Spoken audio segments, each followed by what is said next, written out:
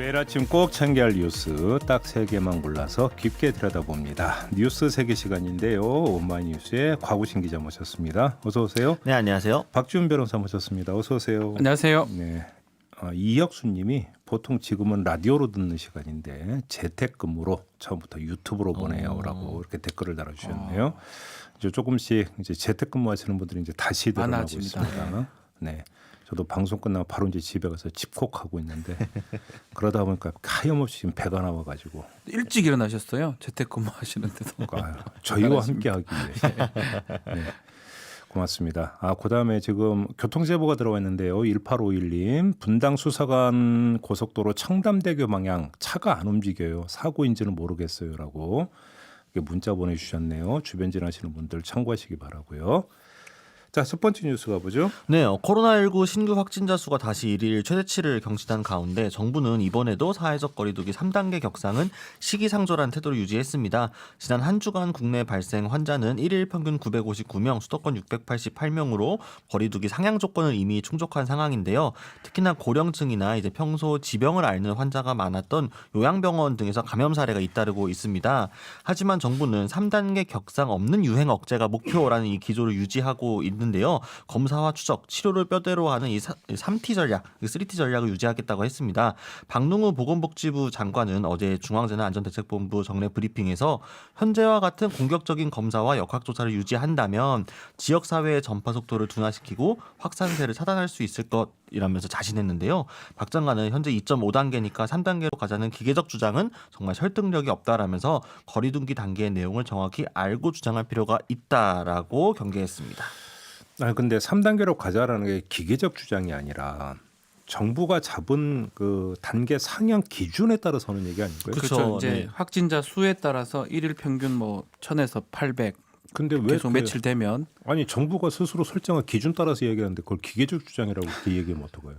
그러니까 박능우 장관은 3단계의 의미를 모르고 주장하는 국민이 많다라는 식으로 이야기를 했거든요. 이게 이제 서비스업만이 아니라 제조업까지 일부 중단돼야 하는 상황이다 보니까 그 여파가 만만치 않은데 그거를 너무 그 후폭풍을 간과하고 이야기 쉽게 얘기하는 거 아니냐, 약간 이런 뉘앙스로 말한 것 같긴 합니다. 아마 생각하는 부분이 그런 부분이 있는 것 같아요.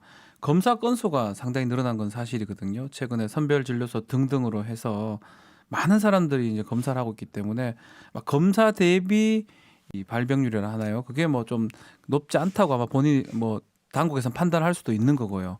그럼에도 불구하고 우리가 단계를 얘기하면서 인원수를 가장 중요한 기준 중에 하나로 이제 사실 했었거든요.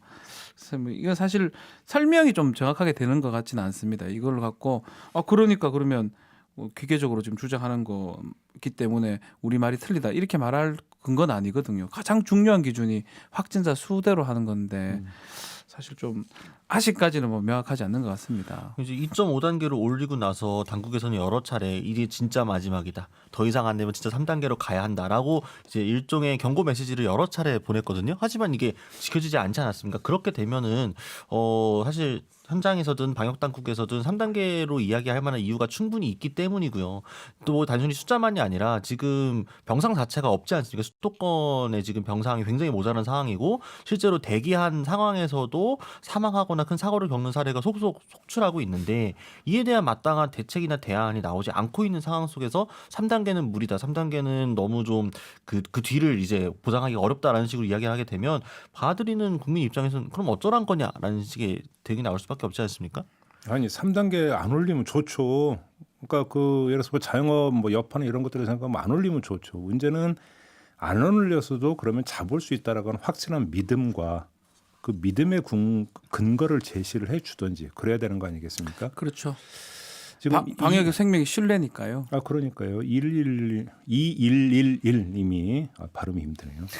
문자 주셨는데요. 서비스 업종 본사에 다니는 중입니다. 3단계로 가는 것도 걱정이지만 길어지는 2.5단계도 너무 지칩니다. 가맹점주들도 너무 힘들어하시고요. 이 시기가 빨리 끝나기를 바랄 뿐입니다. 라는 이런 문자를 보내주셨네요. 제 개인적 생각이긴 한데 좀 더 적극적으로 검사 건수라든지 이런 것들을 좀 밝혀가지고 뭐 확실히 괜찮다라는 뭐 그런 것들이 있다면 좀 알려줄 필요가 있는데 네. 좀 기계적으로 저도 반대로 얘기를 할게요. 방역 당국도 기계적으로 이렇게 얘기하는 것 같아요. 인원수는 이렇지만 괜찮다 믿어달라. 그냥 이렇게 얘기했을 때는 많은 국민들이 신뢰를 할 수가 없는 거거든요.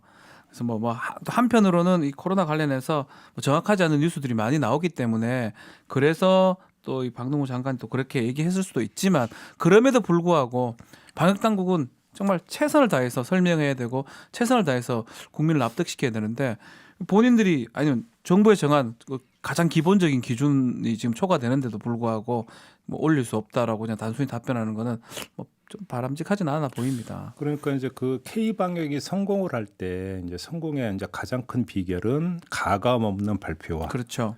그거에 대한 국민들의 어떤 신뢰와 동참, 이제 보통 이렇게 이야기를 하지 않았습니까?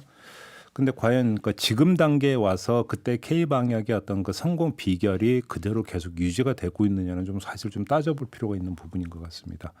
그래서 국민의 신뢰와 어떤 동참이라고 하는 것들도 사실은 좀 뭐 곳곳에서 조금씩 무너지고 있다라는 이야기 좀 계속 나오고 있는 것이고 또 그런 점에서 그러니까 뭐 전문가나 이런 사람들이 지적하는 문제에 대해서 정부가 소상하게 지금 밝히고 있냐? 네. 이것도 사실은 좀 따져봐야 되는 문제가 좀 있는 것 같고요. 만약에 이런 상황이 자꾸 간다면 이거는 좀 그 문제가 좀 심각해지는 국면으로 가는 거거든요. 결국은 이제 서로 불신을 갖고 바라보게 된다면 동참이라고 하는 것은 기대할 수가 없는 것 아니겠습니까? 그렇죠. 가장 걱정이 되는 좀 부분이 그런 건데 좀 더 소상한 어떤 설명이 좀 필요하지 않은가. 그러니까 당위적인 당부를 갖고 하는 얘기가 아니거든요. 네. 이거 당위적인 당부는 저는 국민들도 그 정도의 양식이 있다고 생각을 하고요. 이게 이러저러하기 때문에 여기서 조금만 넘으면 이걸로 넘어갈 수 있다는 구체적인 데이터라든지 그렇죠. 그게 필요하다는 거죠. 이런 것들을 다 밝혀주면서 동참을 요구를 한다면 이런 얘기를 왜 하겠습니까? 그렇죠. 정부 좀 귀 기울여줬으면 좋겠다 이런 말씀을 좀 드리겠고요. 뭐 많은 분들이 지금 의견 주고 계시는데 6101님은 젊은 무증상자 많으면 대책이 없죠. 당분간 안 움직이는 게 최선입니다라는 의견을 주셨고요. KYJINY0831님 8월 31일생인가요? 3단계 올려도 안 지키는 일부 때문에 효과가 미지수입니다. 사실 이것도 문제긴 해요. 아무리 단계를 그렇죠. 올려도 이거 제일 중요한 부분이에요. 그렇죠. 이동량이 줄지 않았다라고. 근데 이번에 좀 줄었다고 하긴 하더라고요. 네. 조원희님은 금요일 출퇴근 9호선 사람들 꽉 찼습니다. 그러니까 이동량이 별로 줄지 않았다. 이런 걸 아마 좀 예. 지적해 주시기 위해서 하시는 말씀인 것 같습니다. 뭐 정부에 대해서 쭉 이야기를 했습니다만 사실은 방역은 국민들이 스스로 지키는 거 아니겠습니까? 이동이라든지 이런 네. 것들을 좀 적극 좀 자제를 하셔야 된다 이런 말씀을 좀 다시 한번 드리겠고요. 자, 두 번째 뉴스로 넘어가죠. 네, 일본 불매 운동의 상징처럼 된 의류기업 유니클로가 최근 여성가족부, 보건복지부 또 서울시로부터 사회공헌 관련 여러 인증을 받은 것으로 확인되어서 논란이 일고 있습니다. 유니클로는 이제 광고를 국내에 번역하는 과정에서 일본군 위안부 피해자를 조롱한 것 아니냐 이런 논란 등이 불거져 오면서 불매 운동 대상이 되어 왔는데요. 여성가족부는 지난 17일이었죠. 가정과 일을 병행하는 직장 문화를 조성해 가족 친화 경영에 앞장선 기업 859개사를 대상으로 가족 친화 인증을 부여하면서 이 기업에 유니클로를 포함을 했습니다. 또 지난 15일에는 보건복지부가 2020 지역사회공헌 인정기업으로 선정을 했고 또 지난 2일에는 2020년 서울사회공헌 대상으로 서울시장상도 수상을 했습니다. 일본 불매운동이 좀 한창인 가운데 이제 해당 기업이 정부의 각종 인증을 받는 게 적절한지를 두고 논란이 일고 있는데요. 일부 인터넷 커뮤니티에서는 좀 비판 여론이 올라오고 있고 또 청와대 국민청원 게시판에는 이제 여가부를 폐지해달라는 청원까지 올라왔다고 합니다. 여가부는 이제 언론 등을 통해서 해당 기업을 대상으로 인증 대상을 선정하고 선정 과정 자체가 위탁으로 운영을 하다 보니까 미흡한 점이 있었다라면서 국민의 마음을 불편하게 한 점을 깊이 헤아려서 사회적 물의를 일으킨 기업 등과 관련해서는 선정 기준 보완 방안 마련을 검토하겠다라고 밝혔습니다. 그러니까 사회에 공헌했다 이거잖아요. 네. 그렇죠. 한 개 받은 것도 아니고 여가부, 복지부, 서울시 뭐 상을 많이 받았습니다. 아이고, 가정과 일을 병행하는 직장 문화를 조성을 한 기업 이겁니까? 네. 예. 그러니까 그래서 이제 직원들이 가정과 일을 병행할 수 있도록 좀 배려를 해줬다 이런 그렇죠. 걸로 근데 이게 이해를 사실- 해야 되는 건가요? 여가부나 이렇게 해명을 보면 결국 기본 원칙대로만 이렇게 판단한 것 같습니다. 신청을 하면 뭐 예를 들어서 휴가 주는 거 하고 뭐 이런 것들 기준이 있는데 그 기준을 보고 그 대상자 기업은 보지 않고 그래서 그 기준을 통과했기 때문에 이 상을 줬다라고 하긴 하거든요. 이제 저는 좀 묻고 싶어요. 정말 이 유니클로를 몰라서 한 건지 물론 상을 뭐 기준이 맞다면 주는 거는 뭐 그럴 수 있지만 과연 정서에 맞는지는 좀 그것도 봐야 되거든요. 그러니까 이제 뭐 육아휴직 후에 복귀율이라든가요, 아니면 이제 출산 전후 그 휴가 후에 이제 고용 유지율 같은 소위 이제 모성보호 제도가 잘 유지되고 있는지가 중요한 기준이었다라고 합니다. 그러니까 이제 소위 말하는 경력 단절의 문제 등이 잘 일어나지 않고 여성들이 충분히 자신의 권리를 행사하고 휴가를 하고도 복귀를 해서 경력을 이어갈 수 있는 이런 제도가 잘 되어 있는지를 보았을 때 유니클로가 상당히 이 부분에 대해서 좀 선전했다라는 점을 평가한 것 같고요. 또 이제 뭐 보니까 뭐 출산 시 분유 지원이라든가 가족 돌봄 휴가 지원 같은 다양한 제도가 실제로 유니클로에서 운영이 되어 왔고 관련 단체들 쪽에서는 원래 좀 유명했다고 합니다. 유니클로가 이쪽 분야에 좀 선도적이었다는 데 대해서요. 그래서 그래요? 예, 제가 봤을 때는 물론 여성가족부에 대해서 뭐 좀 비판적인 여론이 있을 수는 있겠습니다만 오히려 비판 대상은 저는 여성가족부가 아니라 다른 국내 기업들이 받아야 되는 게 아닌가. 유니클로만도 못한 모성보호 제도를 하고 제대로 이행하지 않았기 때문에 이 상을 유니클로가 받게 했던 다른 우리 기업들이 우리가 유니클로만도 못했구나 하고 반성해야 될 지점이 아닐까요? 이게 기준에 안 어겼다고 해서 충족했음에도 불구하고 이 기업은 일본 불매 기업 대상이기 때문에 선정해서 취소합니다. 그럼 빼야 됩니다라고 하는 것도 저는 아니, 그 말도 좀 충분히 뭐, 일리가 있는데 네. 그럼에도 불구하고 이 사회적 물의를 일으킨 기업이잖아요. 이거 이 선정하는 이유가 뭡니까? 이 기업이 어쩌면 좋은 기업이고 사회적으로 괜찮은 기업이라고 정부가 인정을 해주는 건데 그 모든 걸 충족시킨 건 뭐 제가 이해를 한다 하더라도 기본이 안 돼 있는 제가 그런 생각이 들거든요. 그렇지 우리 광고 논란이라든지 등등 네. 봤을 때는 그러면 소비자를 국민을 또 바라보지 않고 이렇게 그 아주 획일적으로 형식적으로 기계적으로 하는 거는 그건 바람직한가 좀 묻고 싶습니다. 아무래도 제가 볼 때 딱 그거 같은데 사회공헌이라는 네 글자에서 지금 걸리는 거 아닌가요? 공헌 안 한 거 아닙니까 이거면 딱 이러면 거기서 걸리는 거 아닌가요? 이러면 공헌이 아니잖아요. 뭐 그 기준은 다 맞다고 하더라도 과연 이 기업이 사회 공헌이라고 볼 수 있나 싶어요. 사실. 그러니까 이제 직장문화 조성 평가할 건 평가해야 된다고 생각해요. 조금 전에 곽우신 기자가 이제 말씀하신 네. 대로. 근데 이제 그 국민들이 받아들일 때는 사회 공헌이라고 하니까 도대체 그럼 이 기업이 우리 사회에 무엇을 공헌을 했는데라고 하는 이제 반문을 던지다 보니까 그렇죠. 당연히 불매 과정에서 이 유니클로 아마 본사 회장인가요? 대표인가가 또 발언해서 무리를 빚은 적도 여러 번 있었죠. 있죠. 네. 예. 그렇죠. 네. 그러면 예를 들어서 어떤 가족 친화는 모르겠지만 국가 친화는 전혀 아니었고 오히려 국가 불화의 어떤 그 불을 질렀던 당사자 가운데 한 명이 이끄는 회사다 이런 식으로 인식이 박혀 있다면 네. 사회 공헌 솔직히 좀 그 납득이 안 된다 이런 식으로 이제 정서적으로 움직일 수가 있는 바로 그 그렇죠. 지점인 것 같은데요. 그 그죠? 부분이 그 부분이 지금 많은 분들이 비판하는 지점입니다. 뭐 곽 기자 말도 충분히 일리는 돼요. 그 기준대로 지금 여기도 글도 많이 올라오고 있는데 우리 기업들 중에 저기 못 들어간 것도 문제겠죠. 그 기준을 충족 못 해가지고. 네, 착한 여성님이 지금 그렇게 예, 올려주셨네요. 참 네, 그런 점에서는 곽우신 기자의 어떤 지적도 저는 일리가 있다고 생각을 해요. 그렇지만서도 사회공헌이나 지역사회 공헌 뭐 이런 상을 다 받았는데 뭔 공헌을 했다고 이걸 줍니까? 아무튼 사회 공헌 네 글자에 걸린다니까요.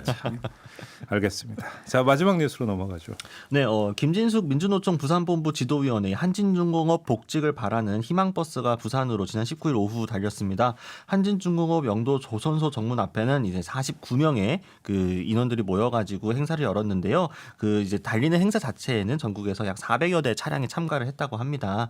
김진숙 지도위원은 조선소 최초의 여성 용접공으로 입사를 한 게 잘 알려져 있죠. 노동조합 활동을 이유로 해고가 됐고 35년째입니다. 정년이 이제 올해 말까지입니다. 근데 정년이 만료되기 전에 복직을 희망하면서 다시 복직 투쟁에 180여일째 들어가 있는 상황이고요. 희망버스 행사는 지난 2011년 이후로 9년 만에 다시 열리게 된 겁니다. 김진숙 지도위원 현재 지금 암투병 중인데요. 영상 편지를 통해서 해당 행사에 참여한 분들에게 인사를 했고요. 지금 무기한 단식 농성에 대신 들어가 있는 동료들도 함께 영상 인사를 전했다라고 합니다. 기획단은 오늘부터 김 지도위원이 정년을 맞이하는 31일까지 청와대에서 11일 행동을 진행할 예정입니다. 김진숙 지도위원이 해고당한 게 1986년인가? 86년도입니다. 어휴, 이게 언제입니까? 와. 35년 세월이네요. 그 와중에 2009년도에 이제 무효다 해고가 무효다라는 보상 심의에서 판단도 받았거든요. 예. 그럼에도 뭐 복직이 안 되다가 이게 좀 의미는 있는 것 같아요. 31일이 이제 마지막 날인데. 아니 그러니까 이게 이제 그 정년도 이제 며칠 안 남은 거잖아요. 이제 20일도 안 남았어요. 그러니까 결국 이제 상징적인 의미가 있는 거잖아요. 그렇죠. 네. 그런데도 그걸 안 받아들이는 그건 도대체 어떻게 이해를 해야 되는 거예요? 11일 남았거든요. 이제 이달 말까지니까. 근데 좀 어찌 해도 안 되나 본다면 싶은데. 바로 그것 때문일 수도 있죠. 그 상징적 의미라고 맞아요. 하는 네, 게 맞습니다. 네. 그 이유 때문에 안 받아들이는 것일 수도 있죠. 회사 입장에서는. 네, 그러니까 사실 김진숙 지도위원 같은 경우는 이제 뭐 국회 환노위에서도 복직 권고가 나온 바가 있었고 또 부산시 의회에서도 복직을 촉구하는 결의문이 이미 채택된 바가 있습니다. 근데 이제 김진숙 지도위원하고 함께 이제 해고가 됐거나 좀 투쟁했던 동료들 중에는 물론 이제 안타깝게 뭐 복직하지 못하고 세상을 떠난 분들도 있습니다. 어쨌든 대부분 복직을 실제가 됐는데 김진숙 지도위원만은 경총에서도 나서가지고 이 워낙 노동계 상징처럼 운동처럼 된 사람이다 보니까 이 사람만은 받아들일 수 없다라는 식으로 지금 거부를 하고 있는 거거든요. 그리고 아무래도 이게 복직 권고이다 보니까 강제성을 띠고 있는 게 아니다 보니까 이제 한진중공업에서 못 받아들이겠다고 하면은 나설 수가 없는 상황이 되다 보니까 결국 이제 목소리는 국가 단지에서 뭐 여러 단체가 냈습니다만 실질적인 효력은 없이 김진수 지도위원만 콕 찝혀가지고 지금 이렇게 정견을 맞이하게 된 상황이거든요. 그래서 지금 요 며칠 앞두고 이게 문재인 대통령께 또 김진숙 지도위원이 또 영상 편지도 보내고 했는데 또 두 사람이 특별한 인연이 또 있지 않습니까? 이 과정에서 뭔가 좀 정말 말 그대로 상징적인 행위니까요. 복직을 한다고 해서 뭐 김진숙 지도위원이 갑자기 엄청난 뭐 명예와 부를 얻게 되는 건 아닙니다만 그렇죠. 네. 한국 노동운동 사에서 그리고 한국 사회가 이 노동을 어떻게 받아보는지에 대해서 좀 하나의 이정표가 될 수 있는 사안이 될 수 있기 때문에 좀 전향적으로 나서면 어떨까라는 기대를 좀 해봅니다. 그렇죠. 판결도 받았고 많은 단체에서 복직해라고 얘기를 하고 있기 때문에 좀 된다면 이제 10일 남았지만 좀 그 모습을 많은 분들이 좀 보면 좋을 것 같아요. 아무튼 이제 그 대한민국 노동의 현실이 어느 지점에 와 있는지를 보여주는 상징적인 네. 사건이다. 그리고 어찌 보면 사회 갈등의 최전선에 있는 게 결국은 노동을 둘러싼 갈등이라고 하는 것들이 여기서 다시 한번 확인이 되는 것 예. 같고요. 그래서 그러니까 사회가 변화한다 하더라도 참 여기서는 첨예한 갈등이 계속되더라. 이 점을 다시 한번 확인해 볼 수 있는 게 바로 이 건인 것 같다. 이런 말씀 좀 드리고요. 김진숙 지도는 지금 암투병 중인 걸로 제가 알고 있는데 네, 보도도 맞습니다. 그렇게 나오고 건강 좀 꼭 챙기셨으면 좋겠다. 이런 말씀 좀 함께 좀 드리겠습니다. 자, 오늘 이렇게 마무리하죠. 박지훈 변호사, 곽우신 기자와 함께했습니다. 고맙습니다. 감사합니다.